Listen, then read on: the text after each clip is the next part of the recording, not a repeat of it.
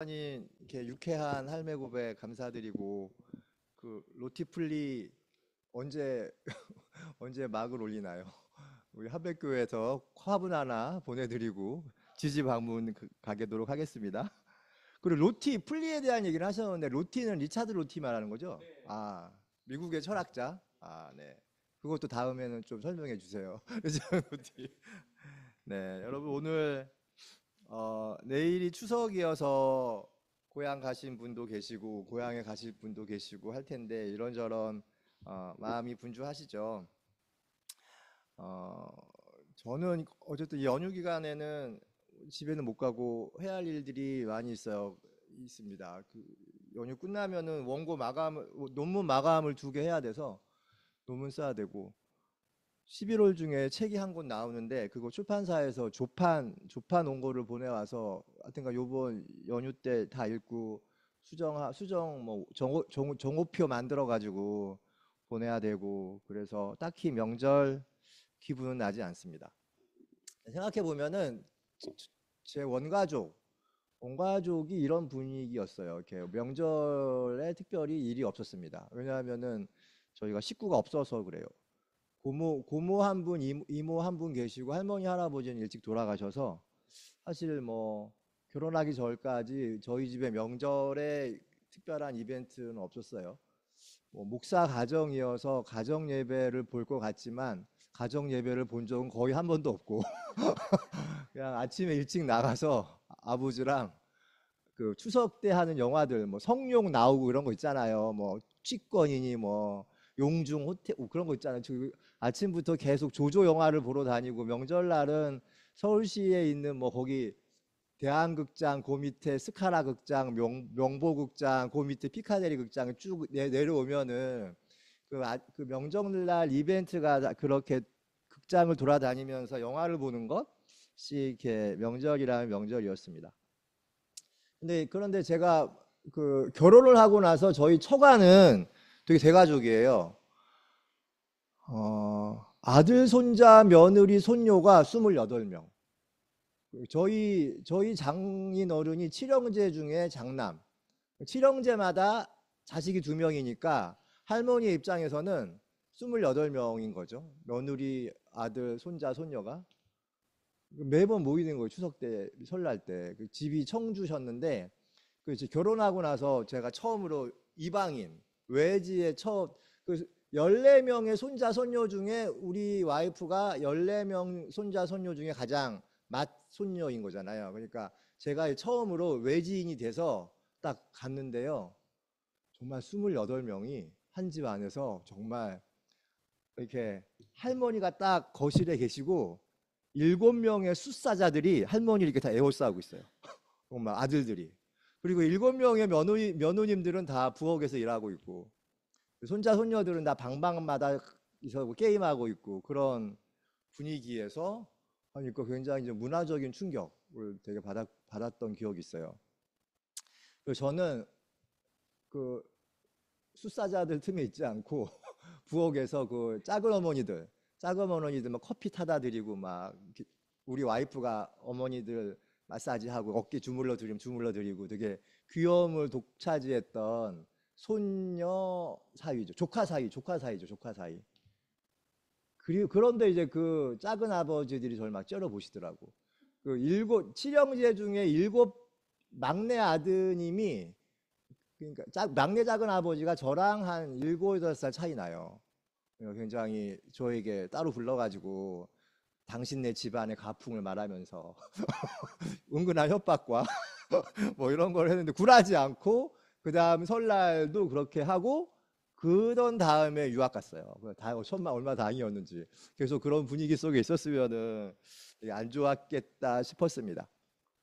근데 유학 마치고 돌아오니까 할머니 할아버지 돌아가시고 우리 천안 말로는 집안에 큰 풍지박살 나는 일들이 많이 있었대요. 지금은 명절날 그분들끼리 모이지 않고 따로따로 모여서 다들 그렇죠. 분위기가 다들 이제 그런 명절이 되었습니다. 어, 그, 여러분들 가족사는 어떻고 또 여러분들 가족끼리 어떻게 지내십니까? 명절이 되면은 사실 뭐 그런 일들을 생각하게 하고 하잖아요.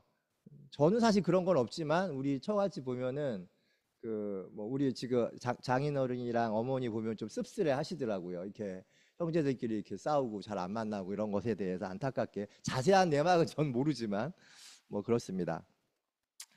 추석 연휴 후에 이렇게 명품백 판매량이 늘고 40, 50대의 흡연율이 갑자기 증가하고 가정법원의 수입인지 판매량이 급증한다는 소식을 언젠가 신문 기사에서 본 적이 있습니다. 명절, 고향, 그리고 가족은 무슨 3종 콤보 세트처럼 맞물려 껌딱지처럼 우리들에게 붙어 있는 것이 아닐까도 합니다. 돌이켜보면은 참 가족은 우리를 쿨하지 못하게 합니다. 여러 가지 원인이 있죠. 그래서인지 많은 소설과 연극과 영화와 드라마가 가족을 주제로 쓰여지거나 제작이 됩니다. 오늘 하늘 뜻은 그 가족 영화 몇 개를 잠시 소개하면서 시작할까 합니다. 그래서 폭삭 속았수다 얘기를 하려고 했는데 폭삭 속았수다 여러분 많이 보셨잖아요. 저는 근데 잘 몰입이 안 됐어요. 사실은 폭삭 속았수다가. 왜냐하면 그 제주도 배경으로 하고 있잖아요. 제가 제주도에서 10살 때까지 살아서 그런지 제주도 1.5세. 제주도 방언은 못 제주도 가면 좀 하지만 제주도 방언의 히어링은 완벽해요. 그런데 폭삭 속았수다의 제주도 사투리가 너무 거슬려. 제주도스럽지 않아. 연기를 하는 거여서 그 내용은 굉장히 몰입이 되는데 사투리를 하는데 사투리를 못 해가지고 그게 막 분위기가 깨져서 여러분들보다 덜 감동스럽게 폭삭 속았수다를 봤던 것 같아요. 내용은 굉장히 가족애가 들끓는 영화였지만 오늘 가족 이야기에서는 빼도록 하겠습니다. 저에게 있어서 되게 전통적인 가족 영화는 여러분 되게 유명한 영화인데 길버트 그레이프라는 옛날 영화예요. 조니 탭이라는 사람이 길버트로 나오고 레오나르도 디카프리오 다빈치가 아니라 레오나르도 디카프리오가 어린 시절 레오나르도 디카프리오의 어린 시절 미소년 시절의 레오나르도 디카프리오를 볼 수 있어요. 근데 그 디카프리오가 했던 역이 약간 정신이 좀 지체된 아이의 역을 했던 그 영화입니다. 영화에서 아버지는 17년 전에 자살을 했고 엄마는 아버지 자살로 인한 충격으로 폭식증 환자가 돼요. 그래서 몸무게가 225kg 나가는 엄마입니다. 형은 이런 집안이 지긋지긋해서 나가버리고 여동생이 있는데 길버트의 입장에서 여동생은 굉장히 문제아예요. 이런 집안의 불만과 불만 세상 불만이 다 있어. 이 딸에게는. 그래서 사고치고 맨날 그런 친구예요. 마지막 남동생은 좀 미숙하죠. 그러니까 사람들이 보기에 정상적인 사람은 길버트밖에 없어. 가장 큰 장남. 길버트에게 모든 가정의 문제가 모아져 있고 길버트가 없으면 아마 이 가정이 붕괴되고 말 것입니다. 이 영화의 원제가 What's Eating 길버트 그레이프예요. 번역을 하면 길버트를 갉아먹는 것. 여러분 길버트를 갉아먹는 게 뭘까요? 가족이죠, 가족. 가족이 길버트를 막 갉아먹고 있다는 게 이 영화의 제목인 거예요. 여러분도 혹시 가족을 위해서 자신을 갉아먹고 있다고 생각하신 적이 있으신가요? 저는 없는 것 같고 저는 제가 45살까지 학생이었잖아요. 가끔 이제 물론 미국 가서 뭐 돈이 별로 들진 않았지만 돈이 필요할 때가 있으면은 44살에도 부모님한테 돈 좀 보내주세요. 막 그러고 저는 45살까지 제가 우리 가족을 갉아먹고 있구나라는 생각을 한두 번 문득 한 적이 있어요. 45살까지 학생이었으니까. 저희 부모님들은 그런 생각을 안 했겠지만 어쨌든 저는 약간 이 영화를 보면서 좀 그런 생각도 했었습니다. 그래서 이 나를 갉아먹는 가족이 싫어서 길버트가 집을 나가기로 결심을 합니다. 그런데 이제 그 디카프리오의 영화상의 이름이 언인데 언니가 생일 전날 또 사고를 쳐요. 너무 분통이 나서 길버트가 이 언니를 막 때려. 막 화가 나가지고 동생 때리고 이제 차를 몰고 도망칩니다. 영화를 보는 내내 좀 길버트가 잘했다, 잘했다, 절대 돌아오지 마라, 잘했다, 잘했다 하지만 여러분 왠지 제가 또 돌아갈 것 같은 불길한 예감이 들잖아요. 근데 정말 이제 얼마 시간이 지났을까? 이제 길버트가 집을 떠나 배회하다가 다시 집으로 돌아옵니다. 그리고 이렇게 말해요. 갈 곳이 없다라고. 그러면서 이제 살면서 비빌 곳이 가족밖에 없다는 말입니다. 그러면서 이제 마무리되면서 끝이 나는데 여러분 끝이 나지만 앞으로의 삶이 어떨지는 다 알잖아요, 우리가. 그러면 찝찝한 마음으로 극장을 나왔던 기억이 있습니다. 이런 유의 가족 서사가 전통적인 이제 가족 이야기의 플루시고요. 여러분 이런 가족 이야기 어떻게 생각하시나요? 떨쳐내고 싶지만 잘 안 되죠. 또 이 결말을 이거 이상 또 어떻게 안 좋게 낼 수 있겠어? 그리고 너무 잔인한 것이기도 하고. 그래서 이런 가족 이야기는 지금도 종종 이렇게 버릴 수 없는 테마이죠. 가족 영화의 또 다른 문법은 가족의 해체, 가족의 재구성과 관련된 내용입니다. 여러분 고레하다 히로카즈라는 감독, 요즘 되게 많이 유명한 감독이죠. 하나 추천하자면 걸어도라는 영화예요. 이거 가족 영화라고는 볼 수 없는데 굉장히 제가 봤던 고레하다 히로카즈 작품 중에서는 걸어도가 무척 저에게는 많은 생각할 거리를 주었고, 직접적인 가족 영화는 어느 가족이라는 영화입니다. 칸느에서 상 탔나? 그랬을 거예요. 그리고 고레하다 히로카즈가 한 작품 중에 브로커라는 영화는 한국 배우들이 다 나와요. 아이유 나오고 송강호 나오고 강동원, 배두나 나오고, 브로커라는 영화도 가족이 뭔지 생각할 수 있는 영화입니다. 그러니까 요즘 가족 영화는 이제 고레하다 히로카즈 감독의 영화들이 많이 이제 손꼽히는데, 혹시 여러분 요번 설 기간에 뭐 할까 생각하시다가 마땅히 너무 기니까 마땅히 할 게 없으면 고레하다 히로카즈 작품 한번 보시면 좋을 것 같아요. 저는 오늘 고레하다 히로카즈 감독보다는 저의 가족 영화 중에 두 번째 작품이라고 할 수 있는, 제가 마음속에 두고 있는 영화입니다. 김태용 감독은 여러분 탕웨이 아시죠? 탕웨이의 남편이고, 김태용 감독은 여고괴담 2인가? 너무너무 잘 만든 영화였어요. 여고괴담 2였을 것 같은데 그걸로 약간 천재 감독 틱한 소리를 들으면서 등장한 사람이죠. 그거보다는 가족의 탄생이 저에게는 아주 기억에 많이 남습니다.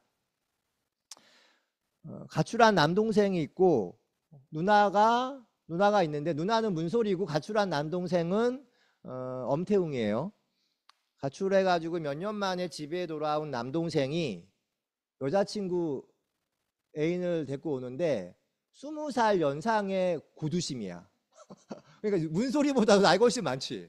이 고두심을 데리고 오는 거야. 자기 애인이고 부인이라고. 기가 막히죠. 근데 고두심은 또 누굴 데리고 오냐면 전 남편의 전처. 고두심의 전 남편의 전처의 딸. 그 족보가 어떻게 되는 거야? 족보가 없는 거지. 아주 안 좋은 X 족보야. 전 남편의 전처의 딸을 고두심이 또 데리고 와. 자기 딸이라고. 그럼 이 집에는 문소리, 고두심, 전 남편의 전처의 딸, 정유미. 이 세 가정이 그 안에 사는 거예요. 그리고 엄태웅은 또 나가버려. 자기 친동생, 친남동생은. 그 세 사람이 사는 얘기입니다. 엄청 재밌어요. 또 다른 옴니버스 영화 2개인데 그거 한 얘기가 있고 또 다른 얘기가 하나 있어서 나중에 만나는 건데, 지금 얘기하고 있는 것은 그 엄태웅의 집안 이야기입니다. 영화에 나오는 가족은 혈연으로 맺어진 가족이 아니죠. 전혀 모르는 남남이 가족이 되어 살아가는 이야기가 이 가족의 탄생 이야기입니다. 좀 다른 이야기이긴 한데 요 가족의 탄생은 여러분 2006년도에 만들어진 영화예요. 저는 그때 미국에 있어서 보지 못했어요. 사실은 후에 봤어. 나중에 본 영화고요. 그 무렵에 2007년도에 이것도 제가 미국에 있었을 때 들은 얘기인데 인기 아나운서 허수경 아나운서 이런 허수경 아나운서라고 아시나요?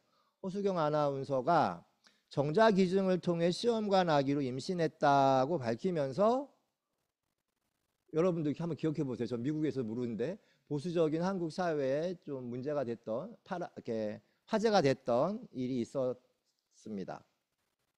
당시 허수경 아나운서가 당당한 커밍아웃으로 자발적인 싱글맘과 여성의 몸에 대한 자기 결정권이 우리 사회의 의제로 떠올랐습니다. 2000년대에 넘어오면서 제가 공부하고 있었던 그 시절 2004년, 5년, 6년, 7년, 8년, 9년 요때 요 무렵에 미국 주류교단은 미국 장로교, 미국 감리교, 미국 성공회, 미국 루터란 요 네 개가 미국의 메인라인 처치 주류교단이라고 하는데 그 미국의 주류교단에서 성소수자 목사 안수, 성소수자 교회에서 결혼 주례 뭐 이런 것들이 막 통과되던 무렵이었어요. 성소수자가 우리 교회 와서 주례를 하면은 목사가 주례 선다 만다. 총회 차원에서는 다 통과가 된 거예요. 굉장히 파격적인 일들이 막 벌어졌던 거죠. 어느 사회든 교회와 종교가 가장 보수적인데 당시 미국에서도 교회에서 동성교회 주례를 목사가 할 수 있느냐 없느냐를 놓고 논란이 있었고 성소수자에게 목사 안수를 주느냐 마느냐 성소수자 교인을 받아들이고 안 받아들이고는 이미 끝난 문제고 다 통과됐고 그 두 문제가 되게 쟁점이 된 거예요. 성소수자에게 안수를 주느냐 5대인을 주느냐 마느냐 이젠 다 끝났어요. 게임이. 결혼식 주례도 다 끝났어.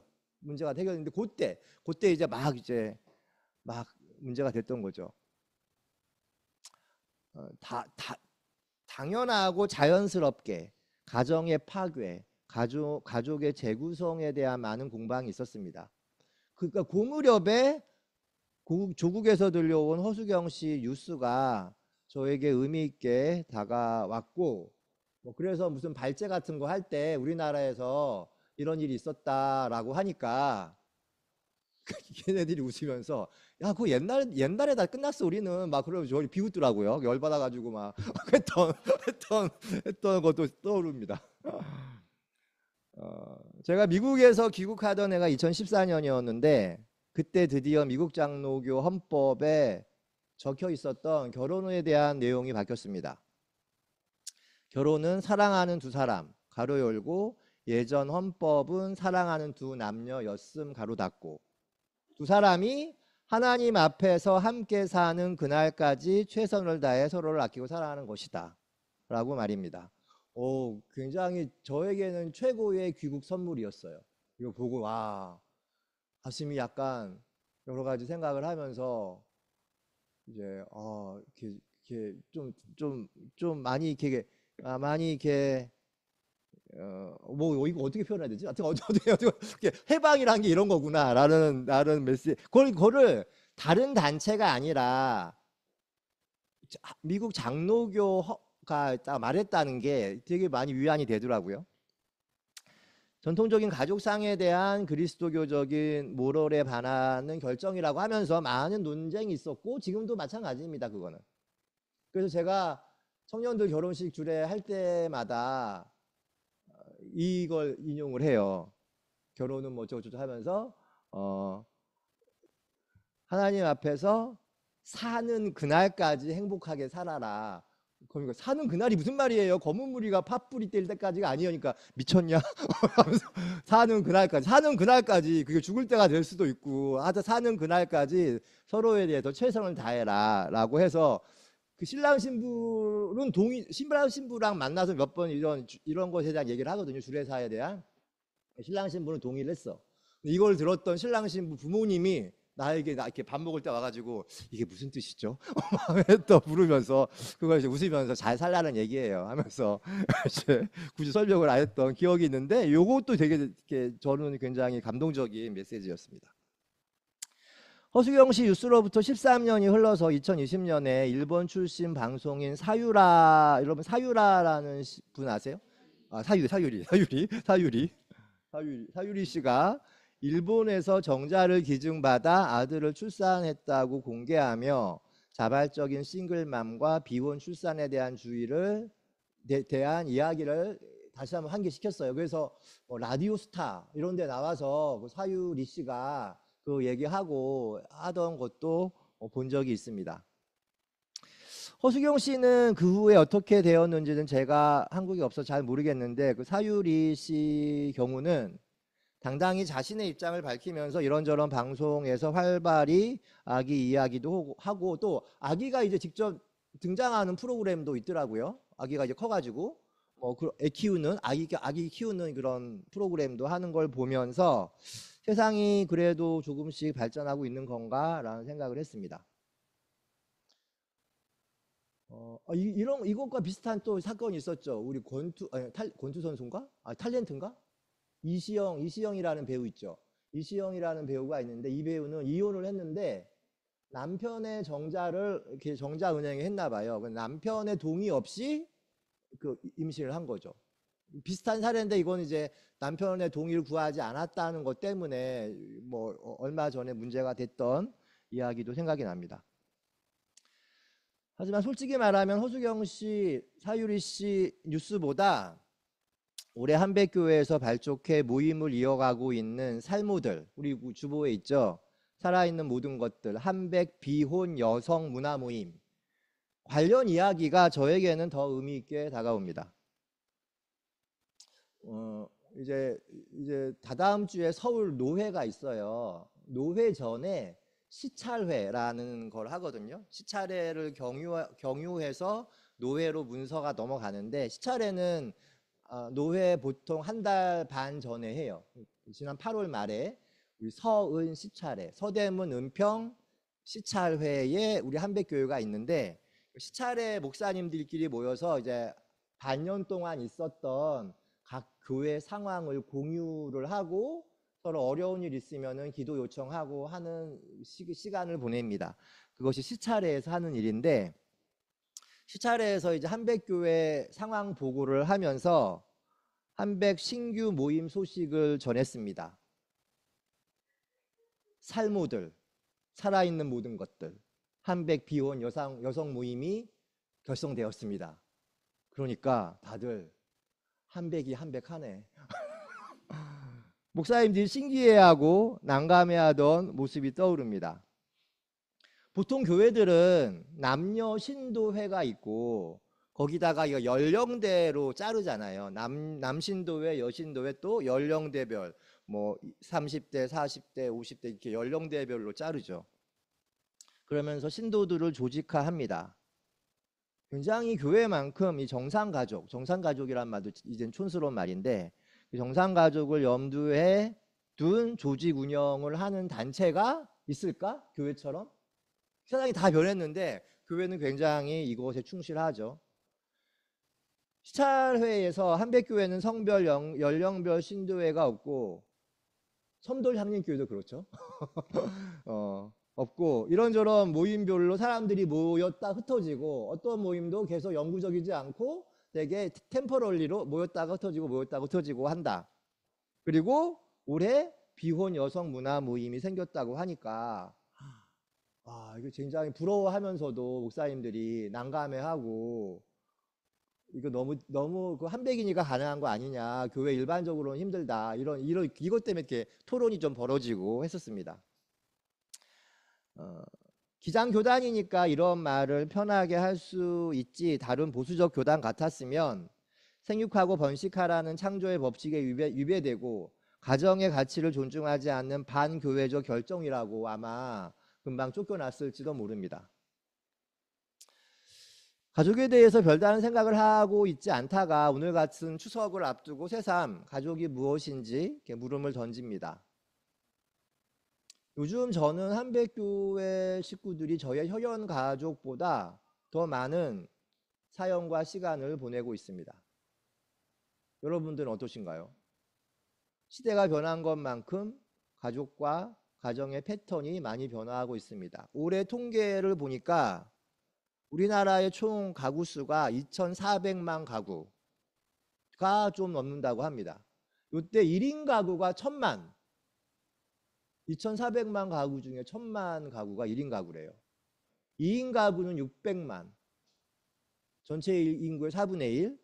4인 가구, 우리가 보통 아들, 엄마, 아빠, 아들, 딸이라고 했을 때 그 4인 가구가 400만, 전체의 6분의 1입니다. 이미 여러분 전통적인 가족 시스템은 무너졌습니다. 가족의 범주와 가족에 대한 정의는 앞으로 어떻게 더 변화할까요? 그리고 지금과 같은 가족은 건재할까? 이런 질문들이 요즘 가족을 둘러싼 이야기들의 주된 화두입니다. 우리에게는 가족에 대한 스테레오타입이 있습니다. 그것은 이제 어릴 때부터 불러왔던 노래들 중에 부지불식간에 어떤 집단 무의식으로 각인되어 있는 것 같기도 합니다. 예를 들어서 곰 3마리, 개구리. 곰 3마리가 한 집에 있어. 엄마 곰, 아빠 곰, 아기 곰. 아빠 곰은 뚱뚱해. 엄마 곰은 날씬해. 아기 곰은 너무 귀여워. 딴딴딴. 이 기억나시죠? 이 노래는 여러분 요즘 같은 세상에서는 불러서는 안 되는 노래입니다. 대표적인 정상가족 이데올로기가 성별 정체성을 각인시키는 노래죠. 1인 가구와 2인 가구의 비율이 65%를 상회하는 4인 가구의 비율이 6분의 1로 떨어진 오늘의 현실에서 이 노래는 없어져야 하는 노래가 아닐까 싶습니다. 무엇보다 이 노래가 사악한 이유는, 사악하다는 말이 좀 그렇고 금지시켜야 되는 이유는 성별에 대한 편견을 심어주기 때문입니다. 남자의 비만은 인정되지만 엄마가 뚱뚱한 것은 설령 그것이 곰이어도 안 됩니다. 여성의 몸에 대한 규율과 단속이 어린이집 다닐 때부터 생겨나는 거잖아요. 그게 인간이 아니고 곰이지만. 개구리 노래도 마찬가지입니다. 개구리 노래를 한다. 아들 손자 며느리 다 모여서 다다다다다다. 알죠 그거? 철저히 가부장제에 입각한 부계 혈통 중심의 확대 가족. 노래에서 며느리가 손자보다 다음에 나오고 손녀는 아예 언급도 안 됩니다. 정말 이건 사악한 노래 같아요. 요즘 같은 시절에 이런 노래를 이거 안 부르죠? 부르나? 어린이집 이런 데서 굉장히 큰 봉변을 맞을 수도 있는 노래입니다. 오늘 우리가 누가복음을 읽었습니다. 우리가 읽은 누가복음 본문에서 예수는 가족이란 무엇인가를 직접적으로 묻지는 않습니다만 가족에 대한 생각을 환기시킵니다. 오늘 본문은 예수님의 유년 시절에 관해 알려진 유일한 복음서 자료입니다.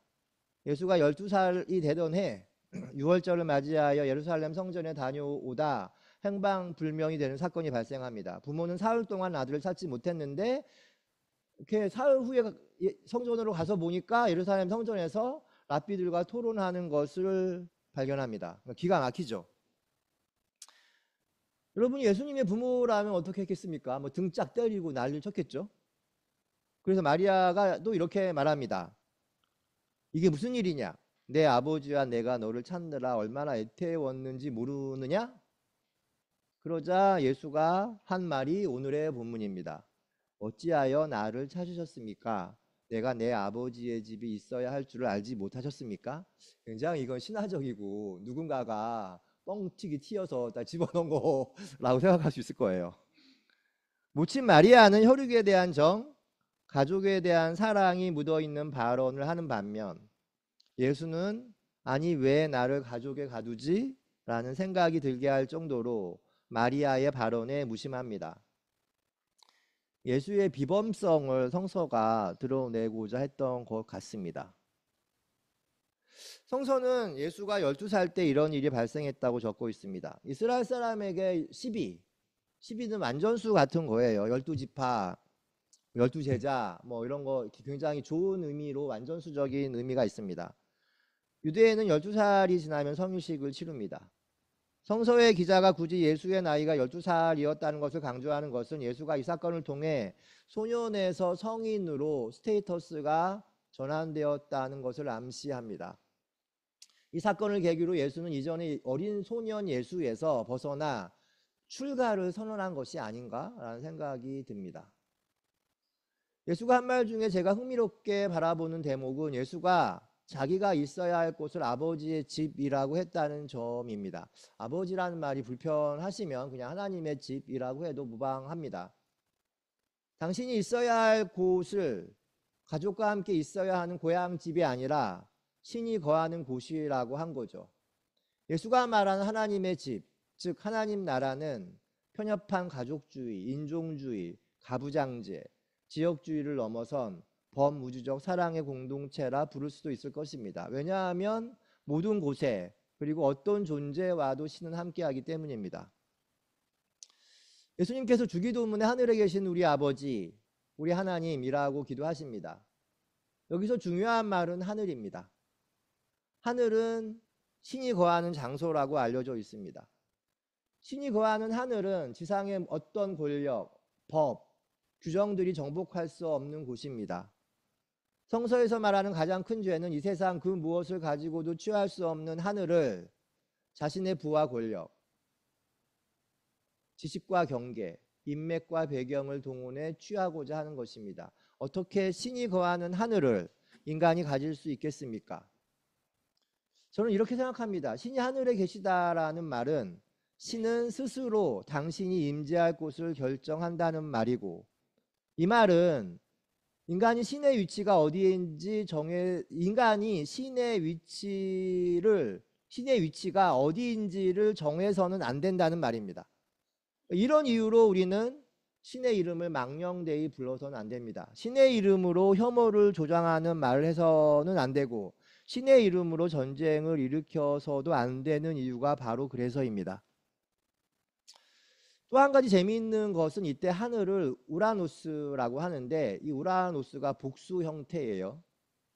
하늘이 신이 있는 자리라고 했을 때 그 하늘이 복수 형태로 되어 있는 것이 재미있습니다. 무슨 뜻일까? 사람들마다 신을 모시는 마음의 자리와 꼴이 다를 수 있다는 말이 아닐까 싶습니다. 이 말은 모든 사람은 저마다의 구도의 방식과 수행의 과정을 거치면서 신에게로 나갈 수 있다는 말입니다. 신에게 있어 기독교와 이교도, 주인과 노예, 유대인과 헬라인, 남자와 여자, 시민과 난민, 이성애자와 성소수자가 함께 밥상에 둘러앉아 밥을 먹고 대화를 나누고 함께 일하면서 노는 것이 무슨 문제가 되겠습니까? 그것은 인간들의 관심사일 뿐입니다. 초대교회 교인들은 아마도 그것을 알았던 사람들이고, 물론 그것은 당시로서는 스캔들이었습니다. 권력과 체제 입장에서 예수쟁이들이 하는 저런 행위가 세상의 질서를 어지럽게 하고 문란하게 한다고 생각했습니다. 그래서 그리스도인들로 인한 소란들이 많이 발생했습니다. 이런 이유로 초기 그리스도교 공동체는 당연히 불온한 공동체였습니다. 그것이 당시로서는 스캔들이었습니다. 저는 로마가 지녔던 그리스도인들을 향한 혐의와 의심의 근저에 그리스도인들로 인해 가족과 공동체가 해체될 것이라는 불안과 공포가 깔려 있지 않았나 싶기도 합니다. 그런 의미에서 오늘 예수가 한 말, 어찌하여 나를 찾으셨습니까? 내가 내 아버지의 집에 있어야 할 줄 알지 못하셨습니까?는 혈연 중심의 완고한 가족주의를 거스리는 말일 수도 있겠다 싶습니다. 예수 스스로가 그 어디에도 속하지 않으려는 태도가 자리와 위치와 이름이 없는 사람들에게 얼마나 위로가 되고 용기가 되었을까요? 예수의 어록이 바울로 인해 사랑, 평등, 정의, 자유라는 메시지로 번역되어 제국의 심장부로 들어갔고, 그것은 사람들의 가공을 거쳐 인민들 스스로가 자신들이 인간임을 자각하게 하는 계기를 만들었습니다. 이 대목에서 그 영화 가족의 탄생 마지막 장면이 생각납니다. 집을 고두심을 두고 떠났던 형철이가 동생이 또 다시 돌아옵니다. 이번에는 되게 젊은 여자친구를 데리고 만삭이 된 돌아와요. 그리고 고두심, 원래 애인이었잖아. 고두심에게 대충 무시하는 발언을 하고 이 누나 문소리에게 얘를 좀 잘 대해달라. 고두심을 이제 버리고 이런 말을 하니까 문소리가 이 형철 남동생을 데리고 이 밖으로 나가요. 그리고 문을 닫고 쫓아버립니다. 친동생 형철을 내치고 무신은 고두심이거든요. 채연은 그 딸, 무신의 전 남편 전처의 딸, 그 채연, 그 세 사람이 정말 가족을 이뤄요. 그 친동생인 형철을 내쫓고 피는 물보다 진하다는 망고의 진리를 거스르는 채 영화가 끝이 납니다. 그렇게 영화는 제목처럼 가족의 탄생을 완성하면서 막을 내리죠. 오늘 하늘뜻은 김보우 선생님 가족 이야기로 끝을 맺을까 합니다. 몇 번 제가 김보우 선생님 가족 이야기를 한 적이 있는데 선생님에게는 20년 동안 함께했고 17년 동안 함께했던 산이와 강이가 있었습니다. 20년 동안, 17년 동안 살았으니까 가족이죠. 2018년도인가? 18년도인가요? 우리 김보우 선생님이 되게 강철 같잖아요. 근데 저에게는 강철과 같은 김봉숙인데 그 강철과 같은 김봉숙 선생님이 전화를 해서 울먹울먹 거리시더라고. 목사님, 우리 강희가 죽으려고 해요. 그래서 제가 임종예배 순서지를 만들고 오백균 선생님과 청라로 가는 도중에 강희가 이제 무지개 다리를 건너요. 그래서 임종예배 대신 이제 집에서 장례 예배를 치렀습니다. 김보 선생님이 강희의 죽음을 정중하게 맞이하고 애도를 하는 모습을 보면서 많은 배움을 얻었습니다. 김보 선생님이 산이와 강희 때문에 행복했고 산이와 강희도 김봉숙 선생님 때문에 삶이 기뻤을 것입니다. 요즘 코로나19 이후 비인간 존재들과의 관계 형성이 화두로 떠올랐는데 이미 그 훨씬 더 전에 김보우 선생님은 이미 가족의 단계로까지 나가서 임종과 반려견이라는 말도 참 이렇게 안 좋은 말 같은데 가족이었던 산이와 강희의 임종과 장례와 애도를 하는 단계로까지 깊숙이 들어가 계셨던 거죠. 요즘 뒤늦게 신학계에서도 이런저런 매뉴얼들을 만들자고 법석을 떨고 있지만 생각보다는 속도가 나지 않습니다. 오늘 하늘뜻은 추석을 맞아 만나게 될 가족에 대한 이야기를 해봤습니다.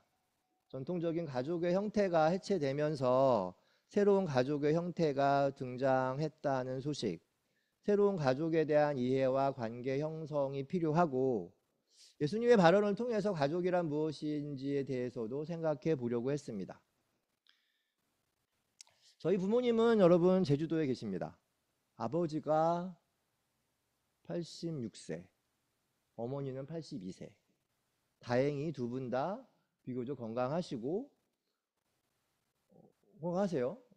잘 걸어 다니시고 산책도 잘 하시고 책도 읽고 밥도 하고 글도 쓰고 굉장히 건강하십니다.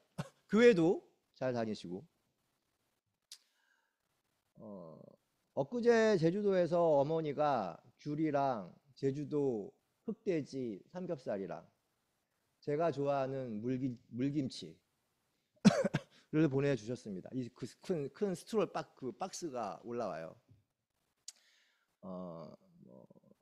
그 안에는 아버지가 지금도 제주도 기독신문이라는 그 신문에 칼럼을 쓰세요. 그 칼럼을 잘라가지고 이렇게 봉투에 넣어가지고 읽으라고 보내주셔. 재미없거든요, 사실은.